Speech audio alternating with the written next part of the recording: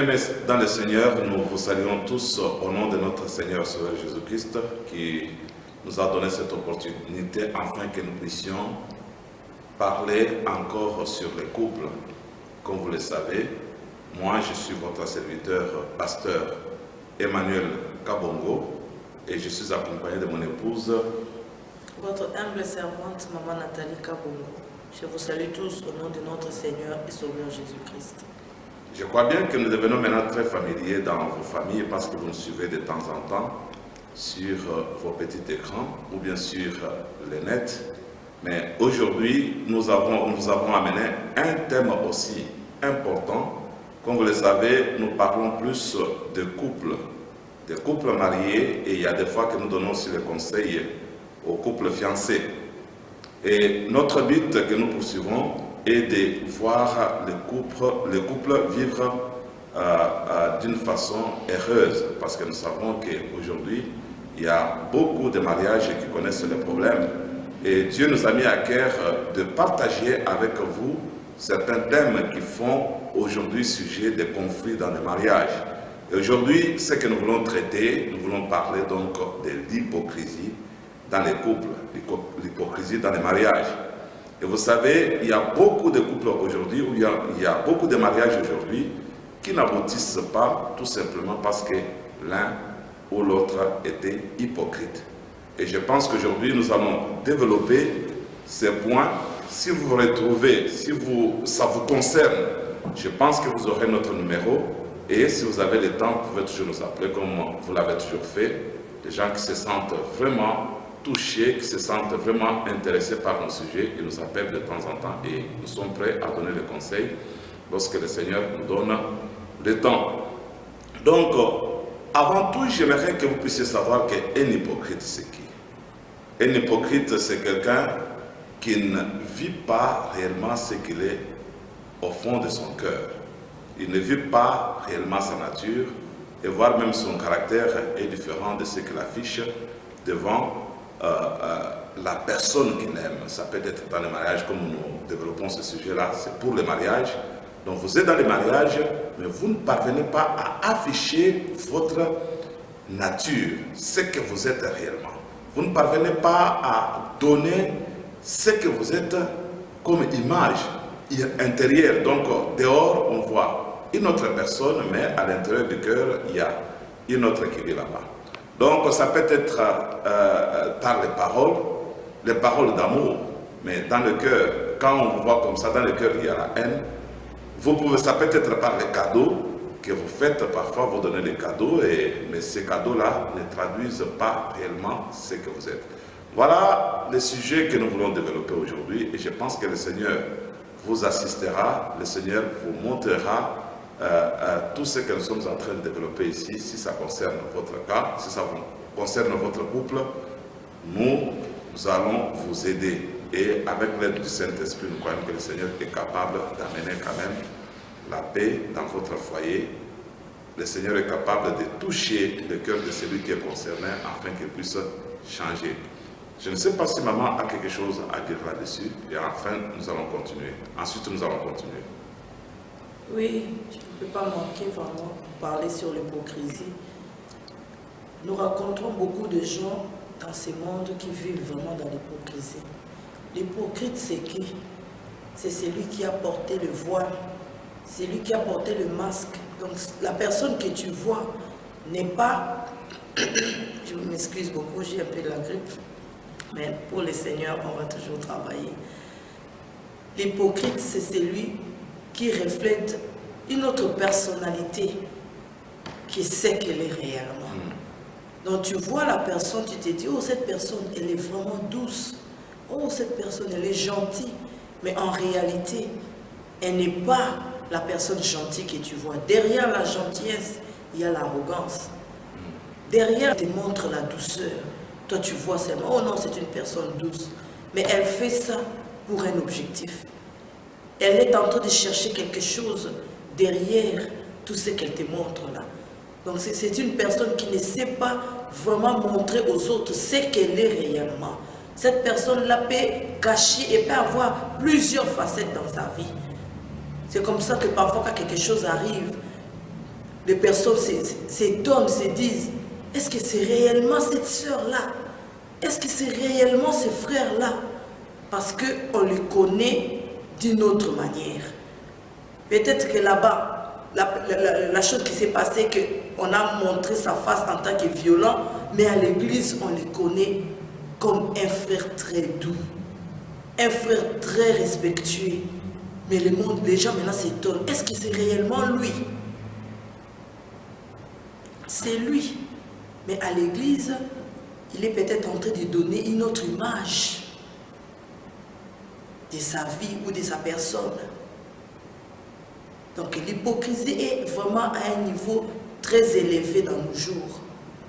Mais si nous pouvons revenir dans ce que nous sommes en train de parler, nous parlons de l'hypocrisie dans le mariage.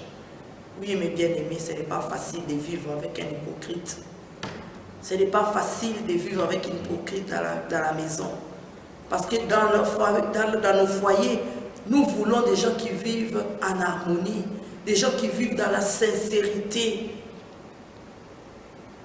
Mais quand tu vis avec un hypocrite, tu ne sais pas quoi faire.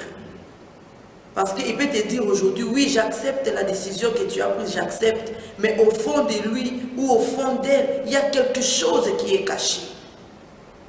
Un jour, ça peut sortir au vu de tout le monde et puis tu t'étonnes, tu te dis, mais quand j'étais en train de parler de ceci ou de cela, mais tu avais accepté. Mais qu'est-ce qui se passe aujourd'hui? Donc tu n'arrives plus à reconnaître la personne. Vraiment, c'est vraiment compliqué, mes bien-aimés. L'hypocrisie, ce n'est pas quelque chose de souhaitable. Ce n'est pas une qualité. Être hypocrite, ce n'est pas une qualité, mes bien-aimés. Nous devons bannir cela dans nos foyers. Amen. Nous Amen. devons bannir cela dans nos maisons. Amen. Tu vas voir quelqu'un une maman ou un papa, peut-être quelqu'un l'appelle au téléphone, il parle vraiment, il est très gentil au téléphone. Après avoir raccroché, il dit, je n'aime pas cette personne-là. C'est qu'il arrête même de m'appeler. Et les enfants sont en train de voir ça. Voilà. Mais qu'est-ce que tu vas dire? Quel est le modèle que tu es pour les enfants? Maintenant, quand les enfants vont voir la personne, ils disent, ah, l'autre jour, là, notre maman s'est moquée de la personne ici, ou notre papa s'est moqué de cette personne. Mais au téléphone, tu avais bien parlé avec la personne. La personne était, c'est vraiment, si je peux compter parmi mes amis, il peut te mettre aussi dedans. Il dit, non, celle-là ou celui-là, vraiment, c'est mon ami. Mais toi, tu es en train de jouer à l'hypocrisie. Ce n'est pas bien. Nous devons vraiment bannir l'hypocrisie dans nos maisons. Bannissons l'hypocrisie dans nos vies, dans nos couples. Nous voulons vivre vraiment dans la sincérité. Sois sincère.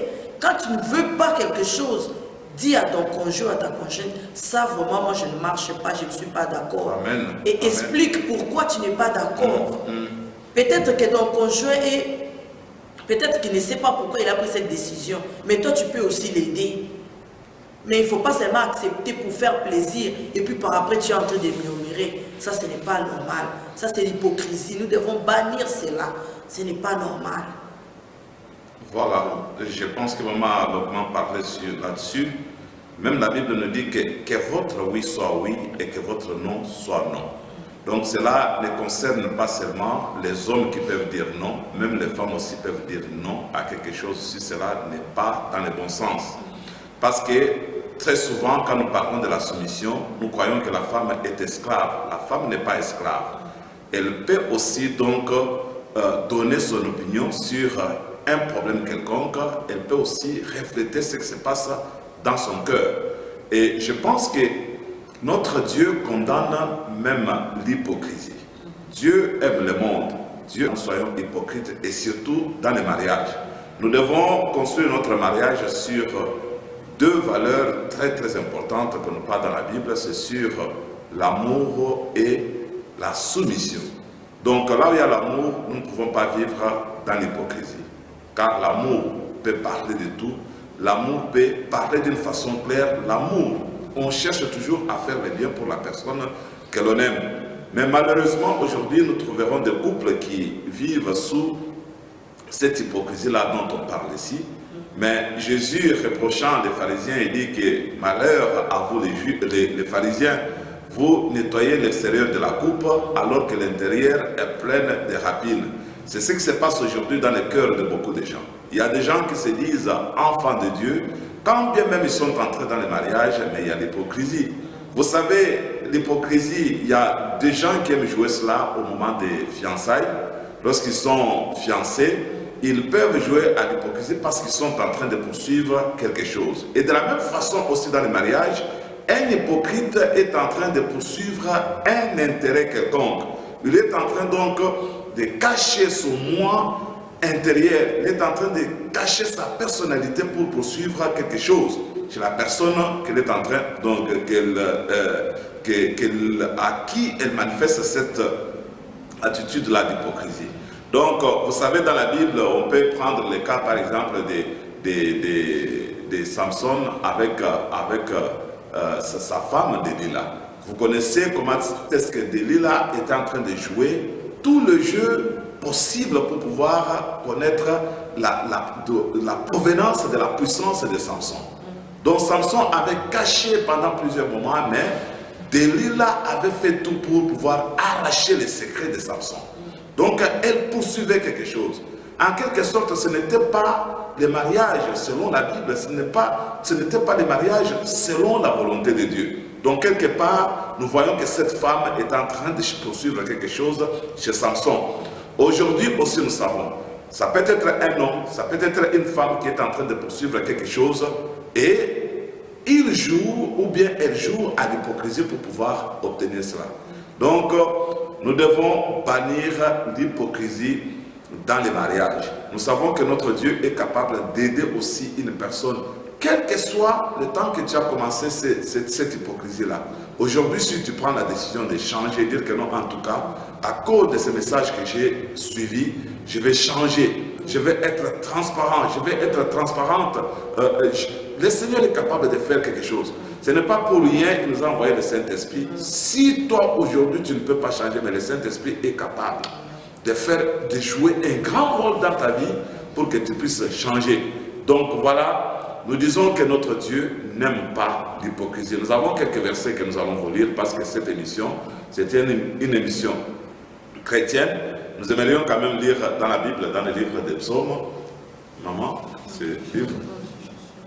Amen.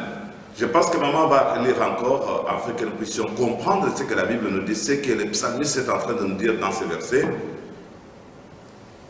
Je lis au nom de Jésus. Sa bouche est plus douce que la crème. Sa bouche est plus douce que la crème. Comme je vous ai dit que l'hypocrisie, ça peut être par les paroles qui sortent de notre bouche. Les paroles sont tellement douces, au point même qu'on ne peut pas croire que cette sœur ou bien ses frères peuvent faire du mal à son conjoint ou bien à sa conjointe. Donc, sa bouche plus douce que le miel. Mais la guerre dans son cœur. Mais la guerre est dans son cœur. Il fait quelque chose, mais son cœur n'est pas là. Ce qu'il a comme image dans son cœur ne se reflète pas dehors, mais la bouche est plus douce. Mais dans son cœur, il y a une guerre qui est dans son cœur. Ses paroles sont plus onctueuses que l'huile. Les paroles onctueuses que l'huile. Il y a des gens, parfois quand tu me parles comme ça, chérie, je t'aime. Chérie, je t'aime. Tu crois à ces paroles-là, mais qu'est-ce que la Bible nous dit? Mais ce sont des épées nues. Mais ce sont des épées nues. Ces paroles plus onctueuses que de l'huile. Ça, c'est la Bible qui nous dit. Ça, c'est l'état du cœur d'un hypocrite. Mais aujourd'hui, je voudrais que vous puissiez saisir cette opportunité. Si vous avez toujours parlé avec l'hypocrisie, dans le but d'arracher une chose quelconque chez la personne que tu prétends aimer, bien aimé, aujourd'hui, je voudrais que tu saisisses ce message, que tu comprennes que c'est le Seigneur qui est en train de te parler. C'est le Seigneur qui veut que tu puisses changer. Il y a beaucoup de gens qui ont abouti aujourd'hui au divorce à cause de l'hypocrisie. Mais bien aimé, dans les mariages, ce n'est pas bien de jouer à l'hypocrisie. S'il y a un pilier qui peut soutenir les mariages, s'il y a deux piliers qui peuvent soutenir les mariages, nous avons dit que c'est l'amour, et le vrai amour, et la soumission. La soumission, j'ai dit que ce n'est pas l'esclavagisme. Quand on se soumet, c'est toujours dans l'amour qu'on accepte. Et la soumission, cela ne veut pas dire que tu ne peux pas dire non. Tu peux aussi dire non. Il ne faut jamais dire oui, alors qu'il y a une guerre terrible dans ton cœur. C'est ce que la Bible nous dit ici. Les paroles onctueuses que de l'huile, mais ce sont des épées nues. Donc j'aimerais que nous puissions saisir cette opportunité afin que nous ne soyons pas comme des gens qui sont assis sur une poudrière. Un jour ça va éclater et vous allez oublier tous les moments et l'autre sera dans le regret total. Va dire, si je savais, il y a beaucoup de mariages comme ça où les gens disent, maman, si je savais, je ne pouvais pas prendre cette femme. Il y a la femme aussi qui dit que si je savais, je ne pouvais pas prendre cet homme. Et ça, ce n'est pas vraiment facile de vivre dans les mariages comme ça. C'est comme ça que nous, les mamans, nous devons vraiment faire très attention. Nous acceptons parfois des choses que du fond de nos cœurs, nous ne voulons pas. Mais on accepte seulement, ah, si j'ai dit non, peut-être qu'il va se fâcher. Si j'ai dit non, peut-être qu'il va faire ceci ou cela. Mais si tu veux vraiment sauver ton mariage, si tu veux vraiment vivre dans la sincérité avec ton mari, tu dois dire non quand ça ne va pas. Parce que ton non là, ça peut aussi aider ton mari. Peut-être qu'il est en train de faire quelque chose que lui-même ne connaît pas, que lui-même ne reconnaît pas que c'est mauvais. Mais si toi tu te lèves et tu dis non, nous devons vraiment nous aider entre nous. En disant aussi non dans des choses qui ne... Parfois il y a des choses qu'on nous fait, on peut te faire, on peut te demander de faire, mais des choses parfois qui ne glorifient même pas le nom de Jésus. Mais tu dis seulement oui parce que c'est mon mari, oui parce que c'est ma femme.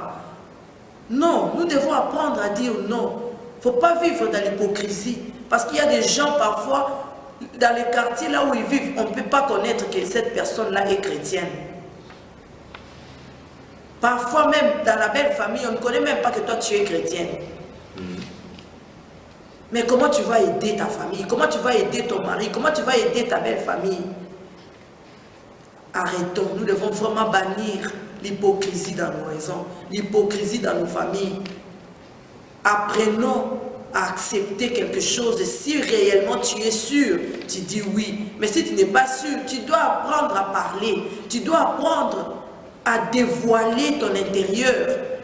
Il ne faut pas vivre comme si tu es deux personnes en même temps. Non, nous devons vraiment refléter que notre intérieur soit connu de tous, que les gens sachent que non, si je viens avec telle chose, maman Nathalie ne va pas accepter. Si je viens avec ça, elle va accepter. Mais il ne faut pas être là, on ne connaît pas. Même la Bible nous dit, il ne faut pas être chaud, il faut être chaud ou froid, il ne faut pas être tiède. Sinon, on va te vomir. Nous devons vivre dans la sincérité. Nous devons vivre dans la soumission, dans les pardons. C'est très important dans nos vies si nous voulons sauver nos mariages. Si nous voulons vivre dans des mariages heureux, nous devons apprendre à être sincères. Voilà, mes bien-aimés, je pense que c'est ça, même la conclusion, nous devons apprendre à être sincères dans les mariages. Ne vivons pas dans l'hypocrisie, parce que l'hypocrisie, c'est comme un poison qui peut aujourd'hui affecter votre mariage et un jour vous serez dans les regrets. Notre Dieu n'aime pas les gens qui sont hypocrites. Vous trouverez dans le livre des Proverbes chapitre 23 verset 7, on nous dit que quelqu'un peut te dire que mange et bois, mais son cœur n'est pas avec toi. Donc c'est ça aussi l'image de l'hypocrite. Il peut te dire mange et bois, mais son cœur n'est pas avec toi. Toi tu te mets à manger, mais tu ne sais pas que le cœur de la personne n'est pas avec toi.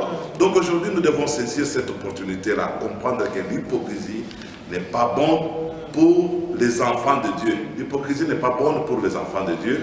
J'aimerais que le Seigneur vous aide là où vous êtes. Demandez au Saint-Esprit de vous révéler sur quel point vous êtes vraiment hypocrite. Peut-être. Que le Seigneur vous bénisse. Nous sommes ici à Mount Chapel. Nous sommes fontaine de la vie et nous vous invitons tous à venir ici afin que nous puissions passer le moment de bonheur ensemble au devant de notre Seigneur Sauveur Jésus-Christ. Nous nous retrouvons ici chaque dimanche à partir de 14h jusqu'à 16h. Si vous n'avez pas une place où vous priez, nous vous invitons en ce lieu afin que nous puissions passer le temps ensemble. Peut-être vous allez vous poser des questions, mais quelle adresse? Nous sommes sur 32 Eccles Old Road, postcode M67AF. Donc, venez ensemble ici et nous allons louer notre Dieu comme la Bible nous le demande. Jésus a dit que vous tous qui avez soif, venez aux eaux. Donc, c'est lui qui est l'eau de la vie. Il veut nous donner la vie, il veut nous donner la vie parce que nous savons que dans ce monde, il y a beaucoup de choses qui se passent. Peut-être vous êtes frustrés. Donc, je ne connais pas les sentiments que vous avez dans votre cœur actuellement, mais je voudrais tout simplement vous dire que Jésus vous aime beaucoup et il vous appelle de venir maintenant aux eaux, à la fontaine de la vie, afin qu'il puisse vous donner l'eau vive, afin que vous puissiez donc ranimer, qu'il puisse ranimer votre esprit encore, que vous puissiez vous mettre debout et marcher comme il faudrait. Donc voilà un peu ce que je voudrais vous dire. Nous sommes à Salford, à Manchester, et le Seigneur vous aime beaucoup.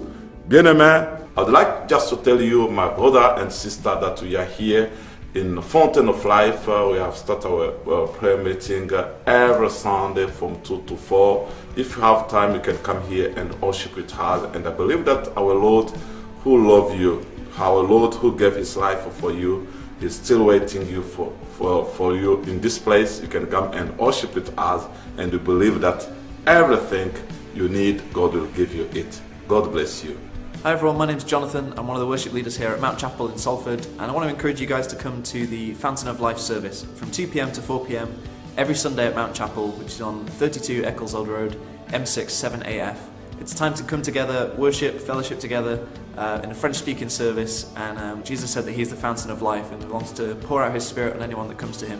And so let's enjoy that life together and enjoy fellowship and coming together every Sunday from 2 p.m. to 4 p.m. God bless.